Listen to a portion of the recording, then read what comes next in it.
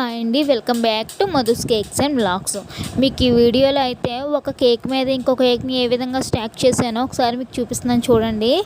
అనుకోకుండా పైన పెట్టిన పైన ఒక లైన్ పెట్టుకుందామని చెప్పి పైన ఒక బేకింగ్ గిన్నె అయితే పెట్టుకున్నాను.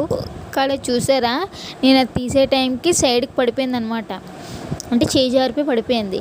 ఆ విధంగా పడిపోవడం వల్ల నాకు కేక్ అనేది కొంచెం డిస్టర్బ్ అయ్యింది. మళ్ళీ ఆ డిస్టర్బ్ అయిన కేక్ని అయితే మళ్ళీ కొంచెం క్రీమ్ పెట్టుకొని మళ్ళీ ఈ విధంగా అయితే చేసుకున్నాను.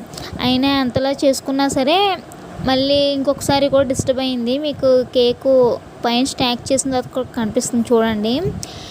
మనం పైకి లిఫ్ట్ చేయవలసిన కేక్ని అయితే పైన పెట్టుకోవాలి, కింద ఉన్న కేక్ని అయితే కిందన పెట్టుకోవాలి. మీకు ఈ వీడియోలో కనిపిస్తుంది కదా, ఈ విధంగా అయితే పెట్టుకోవాలన్నమాట.